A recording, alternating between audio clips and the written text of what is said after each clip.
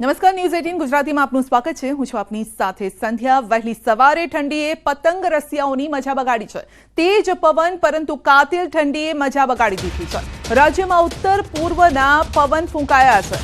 15 થી 20 કિલોમીટરની ઝડપે પવન ફૂંકાયો છે અને આવતીકાલથી 2 થી 3 ડિગ્રી તાપમાન ઘટવાનું છે। ઠંડીના કારણે સવારે આકાશમાં પતંગો પણ ઓછા દેખાયા છે। એક તો ઠંડી છે, ઉપરથી પવન પણ વધારે છે, જેથી જો પતંગ રસિયાઓ પતંગ ચગાવવા જાય તો પતંગ હાથમાં પણ નથી રહેતો, માટે લોકોએ અત્યારે પોરો ખાધો છે અને જેવો જ આ પવન થોડો ઓછો થશે ત્યારબાદ ઉત્તરાયણની મજા માણશે।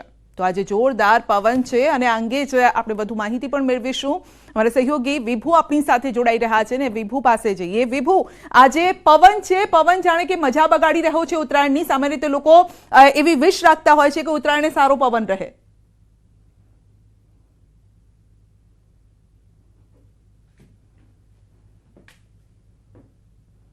વિશેષ માહોલ છે તે જોવા મળતો હોય છે, પરંતુ અત્યારે ખૂબ જ ઠંડી અને પવનની ગતિ પણ તેજ છે। આપને માહોલ બતાવવા માંગીશ કે અત્યારે જે રંગબેરંગી પતંગોથી આકાશ ભર્યું હોય છે તેવો માહોલ જોવા નથી મળતો, કારણ કે પવન પણ વધારે છે અને ઠંડીનું જોર પણ યથાવત રહેવાનું છે। હવામાન વિભાગ દ્વારા આગાહી કરવામાં આવી છે કે રાજ્યમાં અત્યારે ઉત્તર પૂર્વના પવનો ફૂંકાઈ રહ્યા છે। સૂકા અને ઠંડા પવનો ફૂંકાવાના કારણે લઘુત્તમ તાપમાન ગગડી રહ્યું છે। આગામી 2 દિવસ 2 થી 3 ડિગ્રી તાપમાન છે તે ઘટી જશે, એટલે કે ઠંડીનું જોર યથાવત રહેશે અને પવનની ગતિ છે તે 15 થી 20 કિલોમીટરની પ્રતિ કલાકે ફૂંકાશે।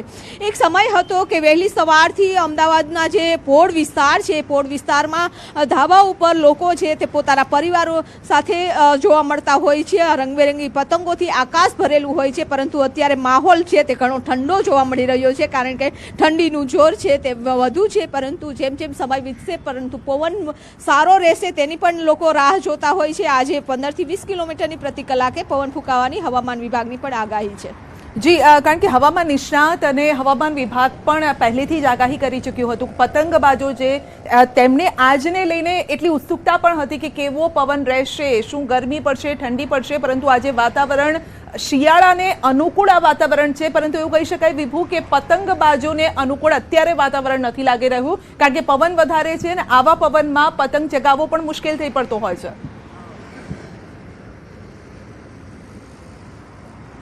સંધ્યા, બિલકુલ, કારણ કે દર વર્ષે જોઈએ તો પવન ઓછો હોવાના કારણે અથવા તો સામાન્યથી પણ ઓછો પવન હોય અને તેના કારણે પતંગ રસિયાઓ છે તે નારાજ થતા હોય છે, પતંગ ચગતી નથી હોતી। પરંતુ આ વખતે એવું બન્યું છે કે પવનની ગતિ છે વહેલી સવારથી 15 થી 20 કિલોમીટરની પ્રતિ કલાકે છે, એટલે કે આ પવનમાં એક તો ધાબા ઉપર રહેવું, ઠંડો પવન છે અને તેમાં પણ લોકોએ પતંગ ચગાવવી ખૂબ મુશ્કેલ બની જતી હોય છે। એટલા માટે જ આવો માહોલ છે તે અમદાવાદમાં જોવા મળી રહ્યો છે। અમદાવાદમાં ઠંડીનો માહોલ પણ યથાવત છે અને પતંગ રસિયાઓની પણ પતંગ નથી ઉડતી એ પણ જોવા મળી રહ્યું છે, એ પણ માહોલ ઠંડો છે। હવે લાગે છે કે જેમ જેમ સમય વીતતો જશે અને તેમ તેમ અમદાવાદનું આકાશ છે તે રંગબેરંગી પતંગોથી ભરાઈ જશે। જી વિભુ, પરંતુ જે લોકો ગઈકાલ રાતથી એટલે આખી રાત જાગીને કિન્ના બાંધીને બેઠા છે આ પતંગોને, તે લોકોને ઉડાવવાનો વારો ક્યારે આવશે? બપોર સુધીમાં 1-2 કલાક બાદ ક્યારે આવશે એ વારો?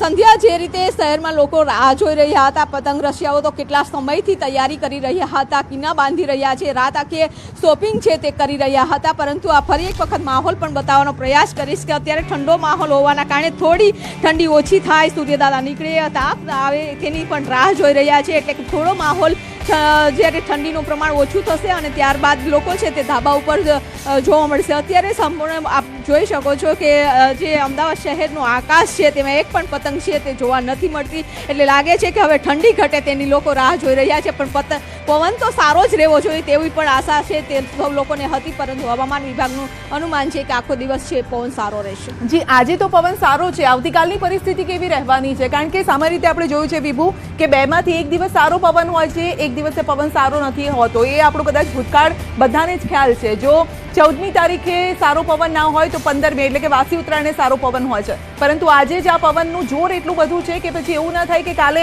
સાવ હવા ન હોય।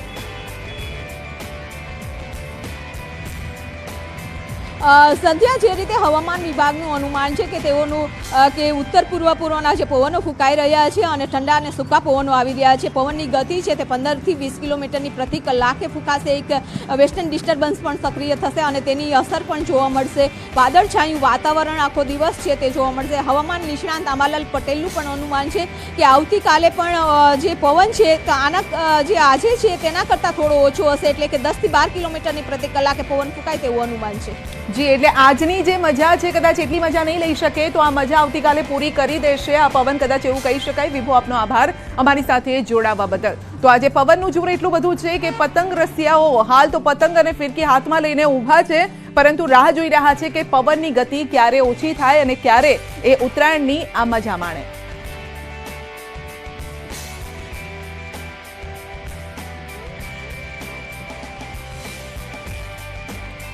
તો ઉત્તરાયણની ઉત્સાહભેર ઉજવણી અને અમદાવાદમાં ઊંધિયું લેવા માટે દુકાન બહાર લોકોની કતાર લાગી છે. વહેલી સવારથી જ ઊંધિયું લેવા માટે પડાપડી થઈ રહી છે. ઉત્તરાયણની મોજ અને સાથે ઊંધિયાનો ચટાકો. ઊંધિયા જલેબીની સાથે ગાંઠિયા, ખમણ જેવા નાસ્તાની પણ ડિમાન્ડ વધી જાય છે. ગયા વર્ષની સરખામણીએ ચાલુ વર્ષે જલેબી અને ઊંધિયાના ભાવમાં ₹30થી ₹40નો વધારો છે. જલેબી 400 થી લઈ અને 900 રૂપિયા પ્રતિ કિલો, ઊંધિયું 300 થી 700 રૂપિયા પ્રતિ કિલોના ભાવે વેચાઈ રહ્યું છે. તો સવારમાં જ લોકો ઊંધિયા જલેબી માટે કતારમાં ઊભા છે, કારણ કે આજનો દિવસ એ પરિવાર અને મિત્રો સાથે મોજ મસ્તીનો દિવસ હોય છે અને માટે આજે મહિલાઓને પણ રસોડામાંથી મુક્તિ આપવામાં આવે છે કે આજે રસોઈ આપણે બહારથી મંગાવીશું, જમવાનું બહારથી મંગાવીશું અને માટે જ કારણ કે આજે ઊંધિયું ખાવાની એક પ્રથા છે. ઊંધિયું, ફાફડા, જલેબી, ચોળાફળી આ જ ખાતા હોય છે લોકો આજે, અને માટે જ તૈયાર જ્યારે મળતું હોય છે ત્યારે દુકાન બહાર આ રીતે લાઈન પણ જોવા મળતી હોય છે. તો આ અંગે જ આપણે સીધી વાતચીત કરીશું. અમારા સહયોગી સંજય આપણી સાથે જોડાઈ રહ્યા છે. સંજય, કેટલી લાઈન જોવા મળી રહી છે? આજે મહિલાઓને મુક્તિ આપવાનો દિવસ છે રસોડામાંથી કે ભાઈ રસોઈ આજે મહિલાઓ નહીં બનાવે પરંતુ જમવાનું બહારથી આવશે?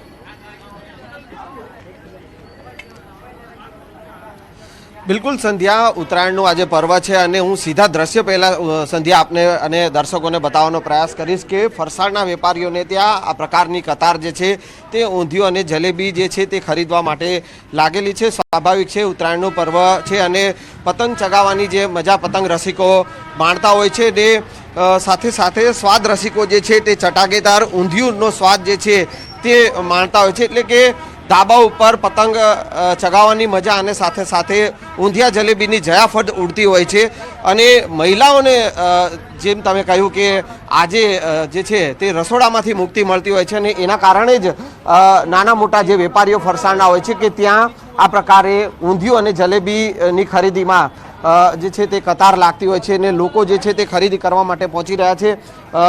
ફરસાણના વેપારી જે છે અલ્પેશભાઈ, તેઓ આપણી સાથે. અલ્પેશભાઈ, સ્વાદ રસિકો જે છે ઉત્તરાયણ આજે છે અને ઉત્તરાયણમાં ભારે ભીડ જોવા મળી રહી છે, સવારથી જ કતાર છે ઊંધિયા જલેબી ખરીદી માટે. હા, અત્યારે વાતાવરણ સારું છે એની હિસાબે સવારથી પબ્લિકનો ઘસારો જોવા મળી રહ્યો છે ને, અને હમણાં 9 થી 10 વાગ્યા પછી ઊંધિયા જલેબીનો ઘસારો પણ જોવા મળી જશે. શું 30 થી 40 રૂપિયા વધારો છે છતાં પણ ખરીદી જે છે તે દર વર્ષે આ રીતે જ કતાર લાગી જતી હોય છે? ભાવ વધારો તો ઠીક છે, પણ જે પબ્લિક છે, આપણી ગુજરાતની જનતા છે એ ગમે તે તહેવાર તો મનાવી લે છે ને ઊંધિયું જલેબી ખાવાની છે તો ખાવાની તો છે જ. બિલકુલ સંજય, આપણી સાથે સ્વાદ રસિકો પણ છે, તેઓ પાસેથી પણ જાણીશું. ઊંધિયું જલેબી ખરીદવા માટે આવ્યા છો, ઉત્તરાયણ દર વર્ષે આ જ રીતે ઉત્તરાયણ મનાવો છો? હા, આ જ વર્ષે દર વર્ષે ઊંધિયું જલેબી વગર ચાલે જ નહીં.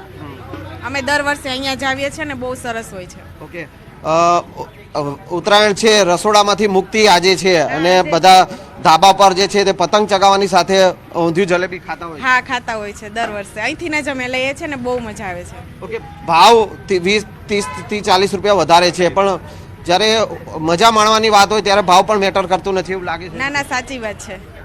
જી સંજય, ભાઈ છે તેઓ પણ અહીંયા ખરીદી માટે આવ્યા છે, ઊંધિયું અને જલેબી ખરીદવા તેઓ આવ્યા છે. શું કહેશો? ઊંધિયું જલેબી લોકો અત્યારે સવારથી જ લાઈનમાં ઊભા છે. ફાફડા, જલેબી, ઊંધિયું લેવા માટે લાઈન અત્યારે લગાવીને ઊભા છે, કારણ કે આજનો દિવસ મોજ મસ્તીનો હોય છે, પરિવાર સાથે મળી અને ખુશીઓ મનાવવાનો હોય છે.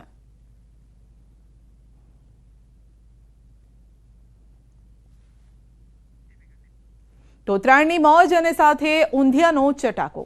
સુરતી લાલાઓ પણ સવારથી ઊંધિયું લેવા માટે દુકાનો બહાર કતારબંધ જોવા મળ્યા છે. જોકે મોડી રાતથી જ ઊંધિયું બનાવવાનું શરૂ કરી દેવામાં આવ્યું હતું. દુકાન માલિકોએ રાતથી જ ઊંધિયાની તૈયારી કરી હતી. જોકે શાકભાજીના ભાવને લઈને ઊંધિયાના વેચાણમાં પણ 100 થી 200 રૂપિયા કિલોનો ભાવ વધારો જોવા અત્યારે મળી રહ્યો છે. અમદાવાદના ઊંધિયાનો સ્વાદ અલગ હોય છે અને સુરતના ઊંધિયાનો સ્વાદ પણ અલગ હોય છે.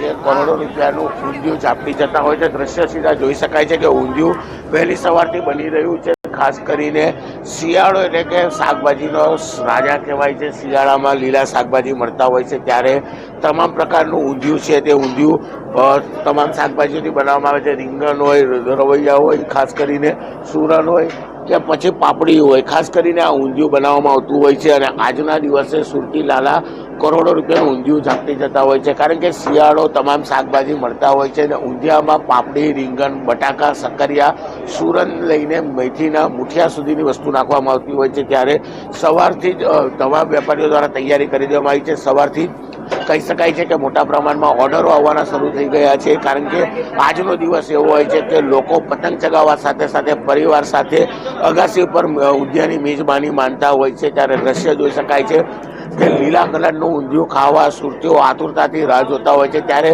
વર્ષોથી સુરતના અને કહી શકાય કે જાણીતા ફરસાણ વેપારીને ત્યાં વહેલી સવારથી લોકો પહોંચતા હોય છે. ખાસ કરીને નીતિનભાઈ ભજીયાવાળા છે કે ભાજપના પૂર્વ સુરત શહેર પ્રમુખ છે. આપણે સીધા એમની સાથે વાત કરીશું શું કેવું છે.